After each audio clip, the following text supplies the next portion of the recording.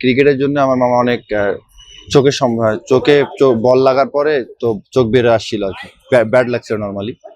তো ব্যাট লাগার পর চোখ বের আসে, তো তখন থেকে মনে হয়েছিল যে যেহেতু ক্রিকেট এত ক্ষতি করছে, ক্রিকেটের জন্য কিছু আমার হলেও, ওদের জন্য হলেও কিছু করা উচিত আমার। তো এখান থেকে একটু ইন্সপায়ার কাজ করছে আর কি। আমার 17 ক্যাম্প শেষ করে খুলনা থেকে আসতেছিলাম, তো আমাদের পকেটে কোনো টাকা ছিল না, 50 টাকা ছিল।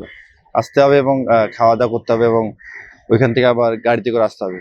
তো এরকম আমরা দুজন যেভাবে আসছিলাম, তো এটা বলার মতো নাই, কারণ আমাদের ওই দিক থেকে নর্মালি এত ওইদিকে কোনো সাপোর্ট নাই, একদম দেশের এক শেষ সীমানা বলা যায় আর কি। তো ওই দিক থেকে আসলে ডিফিকাল্ট দিকে আসা। আপনি একটা মাঠ করছিলেন সম্ভবত আপনার এলাকাতে, আসলে ওইটার কি অবস্থা? আসলে পার্সোনালি কোনো মাঠ আমি করতে, আমার একাডেমি আছে, একাডেমিকে যতটুকু পারি আমি একটু পাশে দাঁড়াতে চেষ্টা করি এবং সাথে থাকার চেষ্টা করি আর কি। আপনার প্রিয় খাবার কি বিষয় হোসেন?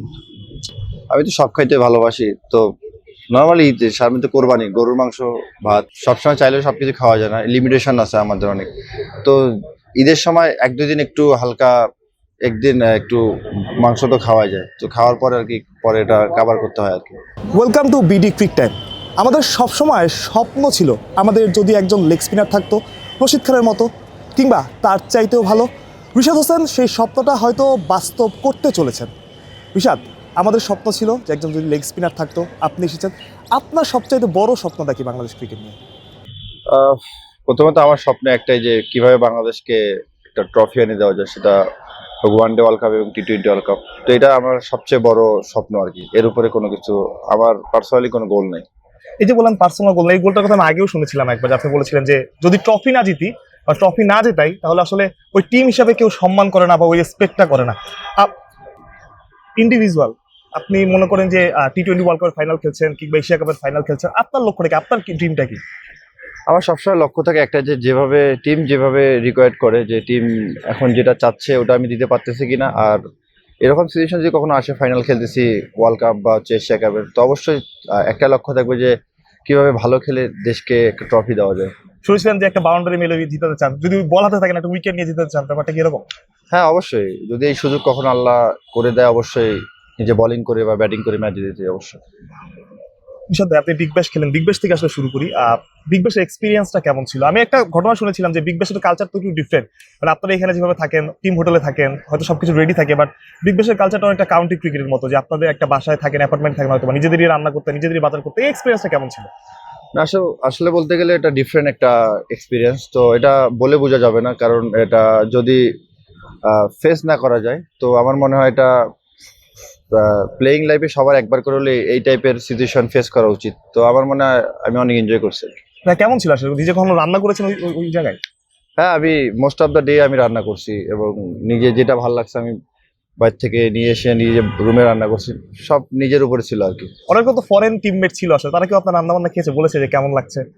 না, আসলে ওইখানে ওই সুযোগটা নেই, কারণ যে যার বাসায় থাকে। তো ওইখানে কেউ হোটেল বা কোনো কিছু নেই, সবাই বাসায় দেওয়া আছে, যে যার বাসায় থাকে। তো এই সুযোগটা আর কি হয় না ওইখানে। সেটা আপনার সাথে কি ভালো রান্না করেন? রান্না আমার যেটা ভালো লাগে ওইটা আমার ভালো রান্না করি। আমি সবকিছু চেষ্টা করি ভালো রান্না করার, তো করি মাশাআল্লাহ। পিএসএল খেললেন, আগেরবারও পিএসএল এ ছিলেন এবং ভালো পারফর্ম করেছিলেন বলে এবার আপনাকে একটা নতুন একটা দলে খেলছেন। পিএসএল এক্সপিরিয়েন্সটা এবার কেমন ছিল? এবং এবার অনেক বাংলাদেশি প্লেয়ার গিয়েছে, তানজিদ তামিম ছিল, নাহিদ রানা খুব ভালো করেছে, শরীফুল ইসলাম ছিল। আসলে এই যে অনেক বাংলাদেশি একটা টুর্নামেন্টে একসময় শুধু মুস্তাফিজুর রহমান খেলতেন, তার আগে সাকিব আল হাসান খেলতেন, তারপর আপনি খেললেন, এবার 6 জন বাংলাদেশি ছিল পিএসএল এ। এই এক্সপিরিয়েন্সটা কেমন? না, পিএসএল ড্রাফটের পর যখন দেখতেছিলাম যে 6 জন আমরা যাচ্ছি, তো আমার মনে হচ্ছিল যে একটা বাংলাদেশ আমরা টিম হয়ে যাচ্ছি। তো সবাই মিলে ভালো খেলতেছিলাম এবং আহ, যে 6 জন গেছিলাম, তো 6 জন তার মধ্যে 3 জন ট্রফি জিতছে, তো এটাও ভালো লাগতেছিল। তো এরকম প্রতি বছর আমার মনে হয় 2 জন করে বাড়লে আমাদের দেশের ক্রিকেটের জন্য অনেক ভালো হবে। নাহিদ রানা ছিল, এবার খুব হাইপ ছিল নাহিদ রানাকে, ইভেন পাকিস্তানেও। আসলে নাহিদ রানাকে নিয়ে পাকিস্তানি সতীর্থ আপনার মুখে একটু শুনি যে নাহিদ রানাকে নিয়ে কি বলছে, আপনাকেও জিজ্ঞেস করে, যেহেতু আপনার খুব কাছের এবং আপনার টিমমেট। না, ওরা সবসময় বলতেছিল যে নাহিদ রানা অনেক জোরে বল করে, ওর সময় কি করা যায়। এবং আমাদের টিমেও কথা হইতেছিল, টিম মিটিংয়েও কথা হয় যে নাহিদ রানা তো অনেক ভালো শেপে আছে, অনেক ভালো করতেছে আর কি। তো ওর সময় কি করা যায় না, এইসব আর কি। তার মানে নাহিদকে নিয়ে আপনার টিমের একটা প্ল্যান থাকতো, সব টিমের মতোই? হ্যাঁ হ্যাঁ, অবশ্যই, কারণ দিন শেষে 150 নটে যোগ। রিশাদ ভাই, একটা সময় ছিল শুধু সাকিব আল হাসানি ফরেন লিগ গুলো খেলতো, তারপর আপনাদের জেনারেশনটা আসলো, এখন নাহিদ রানা খেলছেন, আপনি রেগুলার খেলছেন, বিগ ব্যাশের মতো টুর্নামেন্ট খেলেছেন। বিগ ব্যাশের কথাই যদি একটু জিজ্ঞেস করি, রিকি পন্টিং ছিল এখানে, অনেক বড় বড় এজেন্ট ছিল, তারা আপনাকে কিভাবে অ্যাপ্রিসিয়েট করেছে, তাদের সাথে কিরকম কথাবার্তা হয়েছে? না আসলে বলতে গেলে আমার ফার্স্ট টাইম বিগ ব্যাশে গেছি, তো আমার মনে হয়নি যে আমি কোনো আদার্স কান্ট্রিতে আসি খেলতেছি। তো আমার মনে হয়েছে যে সবসময় এত ফ্রেন্ডলি সবাই আমাকে হেল্প করছে, যখন যা চাইছি তখন তাই পাইছি, এবং সবসময় মেন্টালি অনেক বুস্ট আপ করছে যে এখানে তুমি এনজয় করো, খেলো, তো ভালো লাগবে ইনশাল্লাহ। বিশাল ভাই, অস্ট্রেলিয়া আসতেছে ঈদের পরপরই, আহ, ওইটা কি আপনার কাজে দিবে কিনা বিগ ব্যাশের এক্সপিরিয়েন্স? অনেক বড় বড় ক্রিকেট আসছে, ট্রাভিস হেড আসতেছে, ক্যামেরন গ্রিন আসতেছে, সবাই আসতেছে মোটামুটি, মিচেল মার্শ। হয়তো বা দিতেও পারে, আল্লাহ জানে সবকিছু। আমি চেষ্টা করবো আমার সর্বোচ্চ দেওয়ার, আর যতটুকু আমি শিখছি এবং যতটুকু এতদিন খেলে বুঝতে পারছি, তো আমি চেষ্টা করবো সর্বোচ্চ দেওয়ার, বাকিটা আল্লাহ।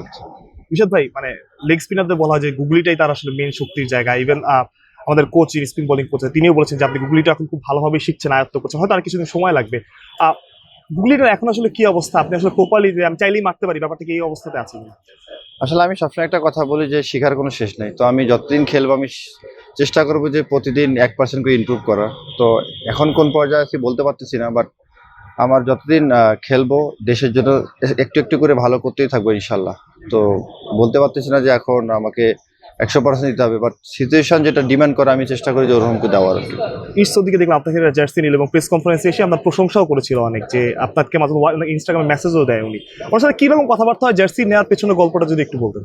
না আসলে ছোটবেলা থেকে যখন থেকে ক্রিকেট শুরু করছি তো ওকেই ফলো করতাম, বাট ওকেই ভালো লাগতো আর কি, যে একই রকম হাইট, একই রকম অ্যাকশন, মানে কাছাকাছি।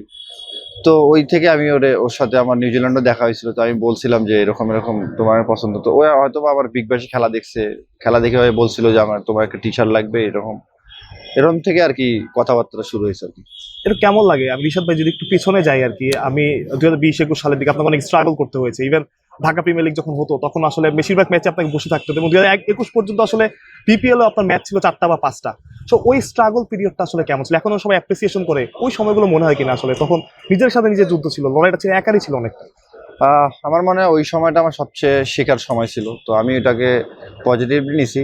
আমার মনে হয়েছে যে আল্লাহ সবচেয়ে ধৈর্য ধরার শক্তি দিয়েছে তখন আমাকে, যে আমি শিখতে পারছি অনেক কিছু, সিচুয়েশন বুঝতে পারছি, আমাকে মানুষ কিভাবে ট্রিট করে সবকিছু আমি বুঝতে পারছি যে ওই সময়। তো আল্লাহ হয়তো বা ওই জন্য আমাকে আহ, বলবো না যে অনেক কিছু দিছে আমাকে, যা দিছে আলহামদুলিল্লাহ। ঋষাদ ভাই, মানে ওই সময়টা আসলে, মানে আমি দুইটা সময় পার্থক্য বলছি। এখন আপনাকে সবাই আসলে অন্যভাবে ট্রিট করে, আপনি হয়তো বুঝেনও যে অন্যভাবে ট্রিট করে, মিডিয়া থেকে শুরু করে, কোচ থেকে শুরু করে, ক্রিকেটার থেকে শুরু করে, বিগ ব্যাশ, পিএসএল খেলছেন, অন্যান্য লিগেও আপনার ওই চাহিদাটা আছে। আবার একটা সময় ছিল যখন আসলে আপনি বিপিএল টিম পেতে আপনার কষ্ট করতে হতো। তো মনে হয় কিনা যে আল্লাহ যা করেন ভালোর জন্যই করেন, ওই সময়টা আপনার শেখার জায়গা ছিল? না অবশ্যই অবশ্যই, আমার সবচেয়ে ওই আসলে আমি বললাম না যে ওইটা সবচেয়ে শেখার সময় ছিল। অবশ্যই আমি সবসময় বলবো যে ওই সময়টা আল্লাহ যদি না দিত হয়তো বা এখন এই অবস্থায় দাঁড়ায় থাকতে পারতাম না। ওই সময়টা দিছে দেখে আমি এইখানে দাঁড়াইছি। তো আল্লাহর কাছে সবসময় লাখ লাখ শুকরিয়া যে আল্লাহ যা করে অবশ্যই ভালোর জন্যই করে। অনেক দিন তো আছেন, আপনি একটা দেখেছিলাম যে আপনি নোট লিখতে হয় অনেকে, আপনার যখন ক্যারিয়ার শুরু করেছেন নোট লিখেছিলেন, আপনার ফেভারিট ফ্রেন্ড নয়ন ওই আমারিতে খেলা সম্ভবত, আপনি 600 টেস্ট উইকেট নিতে চান। টেস্ট খেলার ইচ্ছাটা মানে এখনো যখন দেখেন যে দ্রুতই টেস্ট খেলবেন, ওই স্বপ্নটা কি এখনো আছে কি? না আসলে অ্যাজ এ ক্রিকেটার সবসময় তো খেলতেই চাই, তো অবশ্যই আল্লাহ যদি রিজিকে লিখে রাখে আমি চেষ্টা করব, তো রাখলে অবশ্যই ইনশাল্লাহ খেলবো। আপনার ক্যারিয়ারে এমন কোনো ঘটনা ঈশাদ ভাই যেটা আসলে আপনাকে খুব ইন্সপায়ার করেছে, ওই ঘটনার পর মনে হয়েছে যে আসলে আমাকে বড় হতেই হবে আর এরকম?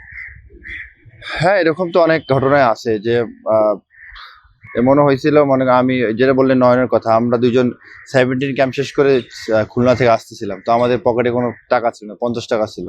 আসতে হবে এবং খাওয়া দাওয়া করতে হবে, এবং ওইখান থেকে আবার গাড়িতে করে আসতে হবে। তো এরকম আমরা দুজন যেভাবে আসছিলাম তো এটা বলার মতো না, এই জন্য মানে অনেক সময় মনে পড়ে এই ঘটনাগুলো। তো এখান থেকে মনে হচ্ছিল যে কিছু না কিছু চেষ্টা করতে হবে শেষ পর্যন্ত, আল্লাহ যদি রিজিকে রাখে আর কি। ঈশাদ ভাই, সামনে ঈদ, ঈদে গরু কিনতে যাওয়া হয়? আসলে ঈদে যাওয়া হয়তো আগে, এখন তো সময় হয় না, বাট লাস্ট 2টা ঈদ করতে পারি না বাসায়, তো আগে থেকে আব্বারা কিনে রাখে, এই যাওয়া হয় না এখন। ঈশাদ ভাই, অনেক কিছু চেঞ্জ হয়েছে আমরাও জানি, এবং আপনি অনেকবার বলেছেন, আসলে ওই পুরোনো ঈদ আর এই ঈদগুলোর মধ্যে পার্থক্যটা কি? পার্থক্য বলতে আগে নিজে থেকে অনেক কিছু করতে পারতাম, আগে মাথায় কোনো ছিল না যে এটা করতে হবে। এখন ফ্যামিলি আছে, আব্বা আম্মা আছে, তো সবার দিকে দেখতে হয়, তো একটু দায়িত্ব আছে আর কি। ইরশাদ ভাই, কয়েকদিন আগে ইন্টারভিউতে শুনছিলাম যে আপনার স্ট্রাগলের অনেক গল্প আছে, শুধু মাঠে না, মাঠের বাইরেও আসলে আপনি অনেক স্ট্রাগল করছেন, যেই জায়গা থেকে উঠে এসেছেন। আসলে ক্রিকেটার হওয়াটা মোটেও আসলে সহজ ছিল না আসলে। ওই স্ট্রাগলের গল্পগুলোকে এখনো মনে পড়ে কিনা, যে একটা সময় ঈদ আসতো, মানে স্ট্রাগলের যে সময়গুলো ছিল, ওই পর্যায়ে থেকে আসলে আপনি এই পর্যায়ে এসেছেন? না, অবশ্যই মনে তো সারা জীবন থাকবে, কারণ আহ, ভুলে যাওয়ার মতো কোনো কিছুই না এগুলা। কারণ আমাদের ওই দিক থেকে নর্মালি এত ওইদিকে কোনো সাপোর্ট নাই, একদম দেশের এক শেষ সীমানা বলা যায় আর কি। তো ওই দিক থেকে আসলেই ডিফিকাল্ট দিকে আসা, তো আল্লাহ নিয়ে আসে, আল্লাহকে শুকরিয়া আদায় করি। আর সবসময় এগুলো তো অবশ্যই মনে রাখবে। বাসায় কি বলে, আপনি যদিও বলেছেন একবার যে বাসায় আসলে খুব বেশি আপনাকে এগুলো নিয়ে খুব বেশি কথাবার্তা বলে না, ক্রিকেট নিয়ে খুব বেশি কথাবার্তা বলে না, তারপর যখন এখন বাসায় যান আসলে তখন কি রকম ফিলিংস হয়? মানুষ যখন, মানে ছেলে মানুষের যে ব্যাপারটা হয় আসলে, যখন তিনি ফিনিশিয়ালি স্টেবল হন, যখন তার সামর্থ্য হয় আসলে, নিজের কাছেও ভালো লাগে, এই ব্যাপারটা কাজ করে যে আপনি আমার ফ্যামিলির জন্য কিছু করতে পারছেন। না, আমি সবসময় বলি আমার পার্সোনালি কোনো গোল না। আমি যদি আমার ফ্যামিলি, আমি যদি গরিব মানুষের জন্য কিছু করতে পারি, এটাই আমার সবচেয়ে সাকসেস। আমার নিজের কোনো পার্সোনালি কোনো গোল নাই। আপনি একটা মাঠ করছিলেন সম্ভবত আপনার এলাকাতে, আসলে ওইটার কি অবস্থা আসলে? আসলে পার্সোনালি কোনো মাঠ আমি করতে, আমার একাডেমি আছে, একাডেমিকে যতটুকু পারি আমি একটু পাশে দাঁড়াতে চেষ্টা করি এবং সাথে থাকার চেষ্টা করি আর কি। পার্সোনালি ওইদিকে নর্মালি ওরকম কোনো ফ্যাসিলিটিস বা কোনো কিছু আমার মনে হয় না সম্ভব। অনেক হ্যাসেল হয়ে যায়, অনেক অনেক মানুষের জন্য, প্লাস হচ্ছে অনেক অনেক কিছুর জন্য আর কি। ইরশাদ ভাই, বাবর আজম এসেছেন, যেহেতু আপনি পিএসএল নিয়মিতই খেলছেন, একরকম আপনার সাথে যোগাযোগ হয়েছে না, কথাবার্তা হয়েছে না, যেন একই মাঠে প্র্যাকটিস করছেন? না, কালকে দেখা হয়েছিল, একটু কথাবার্তা হয়েছে যে কেমন আছো, হাই হ্যালো, এইরকম হয়েছে আর কি। আমি যখন পাকিস্তান গিয়েছিলাম তখন আপনাকে দেখেছিলাম যে আপনি পাকিস্তানও মোটামুটি পপুলার এবং প্রচুর ভক্তরা আপনার সাথে ছবি তুলছে, দেখছে। যখন দেশের বাইরে যান এখন, বিশেষ করে পাকিস্তানে গিয়েছে না, তো এই ব্যাপারটা আসলে কেমন লাগে? না, আসলে ভালো লাগে আলহামদুলিল্লাহ যে সবাই চিনতে শুরু করছে এবং আমাকে যতটুকু চিনি না, এখন বাংলাদেশকে চিনতেছে। তো আমার কাছে অনেক ভালো লাগছে আলহামদুলিল্লাহ। আহ, আপনি যখন, মানে এখন যখন ইন্টারন্যাশনাল ক্রিকেটটা খেলেন, আপনার কি মনে হয় যে মানে ফ্র্যাঞ্চাইজি ক্রিকেট তো খেলেছেন অনেকবার, মানে ইন্টারন্যাশনাল ক্রিকেট আসলে কোন দিক থেকে আলাদা ফ্র্যাঞ্চাইজি ক্রিকেটের থেকে? ইন্টারন্যাশনাল ক্রিকেট অবশ্যই একটু টাফ জব, কারণ এটা দেশের হয়ে খেলতে হবে, দেশের আবেগ আছে অনেক, দর্শকের অনেক নিড আছে। তো সব দিক থেকে হিসাব করলে ইন্টারন্যাশনাল ক্রিকেট অনেক ডিফারেন্ট আর কি। ইরশাদ ভাই, যখন জাতীয় সঙ্গীতটা বাজাবো, অনেক ক্রিকেটার বলেছিল যে যখন জাতীয় সঙ্গীত বাজে তখন চোখ দিয়ে অটোমেটিক পানি চলে আসে, ব্যাপারটা কি আসলে এরকম কি? না, অবশ্যই দেশের হয়ে খেলা, কিন্তু এটা গর্বের বিষয়। তো সবসময় দেশের যখন জাতীয় সঙ্গীত দাঁড়ায়, মনে হয় যে আসলেই দেশের জন্য কিছু করতে পারলে ভালো লাগতো আর কি। আপনি বলছিলেন যে আপনাদের একটাই লক্ষ্য আসলে দেশকে ট্রফি জেতানো। এমন একজন ক্রিকেটারের সাথে কথা হচ্ছিল যে তানজিম হাসান সাকিব, আহ, উনিও এটাই চান আসলে, যে নিজের পার্সোনাল গোলের থেকে দেশকে জেতানো, দেশকে ট্রফি জেতানো, বা নিজের ভূমিকা রাখা, আসলে নিজে সামনে থেকে লিড দেয়া। হ্যাঁ। আপনি তানজিম সাকিবকে নিজে জিজ্ঞেস করে আসলে তানজিম সাকিবকে আপনি আসলে কোন দিক থেকে অন্য ক্রিকেটার থেকে আলাদা বলবেন? নর্মালি আমরা সবসময় একসাথেই থাকি, একই রকম একসাথে সবখানে যাওয়া হয় বা ঘোরাফেরা করা হয়। তো আমরা সবসময় চেষ্টা করি যে আমরা কিভাবে এই জিনিসটা তৈরি করবো, যে আমরা কিভাবে ট্রফি জিততে পারি, কিভাবে একটা দেশকে এশিয়া কাপ, ওয়ার্ল্ড কাপ, এরকম বড় বড় ট্রফি আনা যায়। কারণ নিজে পার্সোনাল গোল হচ্ছে আমাদেরকে দেশকে ট্রফি দেয়, এটা আমার মনে হয় সবচেয়ে বেটার অপশন। তো এই জন্য আর কি আমরা সবসময় এরকম কথাই বলতে চাই যে কি করলে আমাদের দেশ একটা ট্রফি পাবে। ইরশাদ ভাই, মানে আপনারা তো একসাথেই থাকেন বলেন, এবং আপনাদের কমন একটা জিনিস যে যেটা আমরা সবসময় দেখি আর কি সোশ্যাল মিডিয়া বা এমনিতে, আপনার ধর্মের প্রতি আনুগত্যতা বা সৃষ্টিকর্তার প্রতি আপনার ভালোবাসা বা ওই কৃতজ্ঞতা। আপনার কি মনে হয় যে এই ধর্মের প্রতি কেউ যদি আনুগত্য থাকে, সৃষ্টিকর্তার প্রতি কৃতজ্ঞতা থাকে, আপনার ওই খেলা বা পেশাতেও এটা আসলে ইম্প্যাক্ট করে এবং ভালো করতে সাহায্য করে? না, অবশ্যই আমাদের যেটা ধর্মে লেখা আছে যে আমাদের এটা হচ্ছে নামাজ কালাম, এগুলো হচ্ছে আমাদের মেন পার্ট। আমাদের খেলাটা হচ্ছে জাস্ট, এটা আমাদের প্রফেশনাল, যেটা আমাদের রুজি রুটির কি বলবো, রুজি রুটির রাস্তা আর কি। তো আমাদের মেন কাজ হচ্ছে নামাজ, ভালো ব্যবহার, মানুষের সাথে যত বিনয়ী হওয়া যায়। তো আমার মনে হয় এটা অনেক হেল্প করে, মানসিকভাবে অনেক শান্তি দেয় আর কি। ইরশাদ ভাই, মানে আপনি তো বিদেশে খেলেছে, অস্ট্রেলিয়াতে খেলেছে, যেটা বললাম, এমন কি হয়েছে কখনো যে মানে খুব অবাক হয়েছে, অনেক বড় বড় লেজেন্ডারি ক্রিকেটার ছিল যে ডাক দিয়েছে রিশাদ এদিকে আসো, কথা বলো আমার সাথে? হ্যাঁ, রিকি পন্টিংয়ের সাথে এরকম কথা হয়েছে, স্টিভেন স্মিথের সাথে কথা হয়েছে, ব্রেডলির সাথে এরকম কথা হয়েছে। এমন কোনো কথা যেটা আমাদের একটু বলা যায়, মানে যেটা আপনাকে ইন্সপায়ার করেছে আর কি? না, ওরা জাস্ট বলতেছে যতদিন খেলবা একটু ফ্রিলি খেলবা এবং একটু এনজয় করে খেলবা আর কি। ক্রিকেটটা যত পেশা নিও তত নিজের জায়গাতেই সরে যাবো আর কি। ভাই, লাস্ট 2 মিনিট, ঈদে আসলে আপনার প্রিয় খাবার কি? বিষয় আমি তো সব খাইতে ভালোবাসি, তো নর্মালি সাধারণত কোরবানি, গরুর মাংস, ভাত। নর্মালি তো আসলে ক্রিকেট এসে সব খাওয়াও যায় না, আসলে আমরা সব খেতেও পারেন না। যেমন মুশফিকের কথা শুনছিলেন যে তিনি 12-13 বছর আসলে কোকই খান না। তো ঈদের সময় আসলে মাঝে মধ্যে খারাপ লাগে কিনা যে না, যখন ক্রিকেটার ছিলাম তখন তো সব খেতে পারতাম, এখন তো আসলে সব খেতে পারি না। না, এটা অবশ্য ঠিক। সবসময় চাইলেও সবকিছু খাওয়া যায় না, লিমিটেশন আছে আমাদের অনেক। তো ঈদের সময় 1-2 দিন একটু হালকা, একদিন একটু মাংস তো খাওয়া যায়, তো খাওয়ার পরে আর কি পরে এটা কাভার করতে হয় আর কি। বিশাল ভাই, লাস্ট 2-3টা প্রশ্ন। ছোটবেলার এমন কোনো ঘটনা আসলে আপনার মনে পড়ে কিনা, যেটা আসলে একটা নয়নের কথা বললেন, বা তারও আগে যখন ক্রিকেটার হন নাই, যে মনে হয়েছে এটা আপনাকে ইন্সপায়ার করছে যে আমি আসলে বড় হব, শুধু ক্রিকেটার না, বড় মানুষ হব বা বড় হব?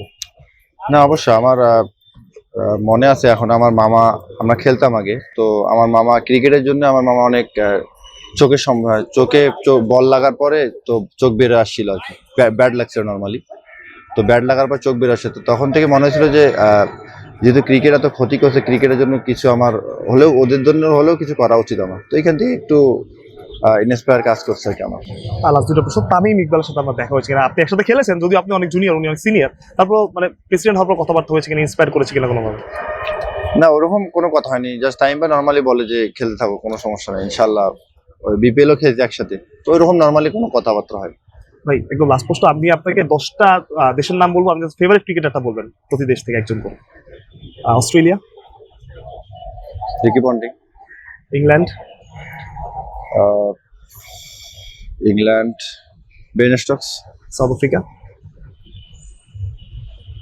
Africa, AB de Villiers, New Zealand, Kane Williamson, Sri Lanka, Sangakkara, West Indies, Chris Gayle, South Africa, Miller, Afghanistan, Rashid Khan, India, Virat, Pakistan,